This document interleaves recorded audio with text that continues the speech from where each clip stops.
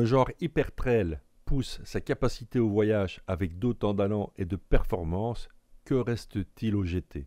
À part un cardan, une selle basse et de la protection pour les pieds. Cette nouvelle KTM Super Adventure 1290S intelligemment remaniée prouve une nouvelle fois que les gros trails routiers lorgnent vers cette catégorie. Pas de risque de confondre cette nouvelle Super Adventure 1290S avec sa petite sœur la 890 Adventure. Si l'air de famille est préservé avec l'ancien modèle, datant de 2015, conservant un gabarit généreux et ce design spécifique propre à la lignée Super Adventure, on distingue suffisamment de changements pour identifier directement ce millésime 2021. De face, ce sera par cette nouvelle optique, cerclée de LED et surmontée d'une bulle plus ciselée. Cette génération dévoile aussi un inédit radar qui sert au régulateur de vitesse adaptatif. Cet accessoire de mesure se remarque immédiatement à la base du phare. Mais c'est davantage sur le côté que la différence visuelle se fait. Le réservoir, en 3 parties, descendant désormais de part et d'autre du bicylindre. Un objectif de recentralisation des masses, porté par un design plus consensuel que celui de la 890 Adventure. Les nouveaux plastiques s'intègrent bien, apportant un air racé à cette KTM, rien de très surprenant en somme.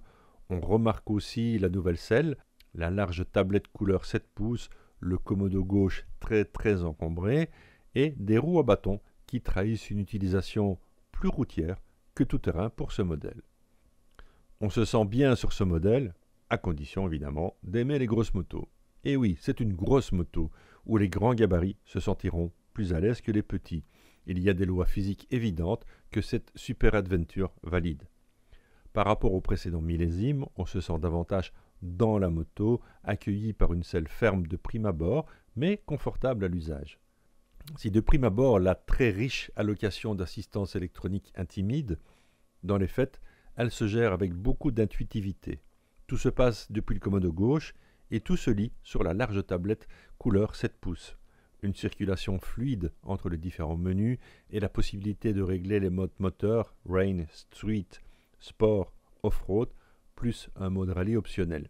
De décider du degré d'intrusion de l'ABS, du contrôle de traction, de profiter que la suspension soit électronique pour les paramétrer selon ses goûts, d'ajuster la précharge d'amortisseur, la compression, etc.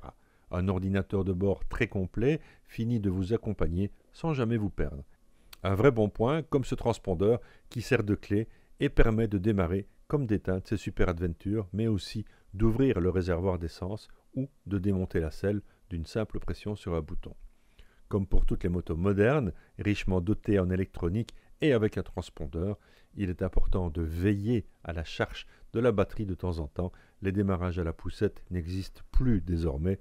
Il faut un minimum de tension pour ne pas rester au bord de la route ou coincé dans son garage. Désormais Euro 5, le bicylindre en V n'a rien perdu de sa puissance, 160 chevaux.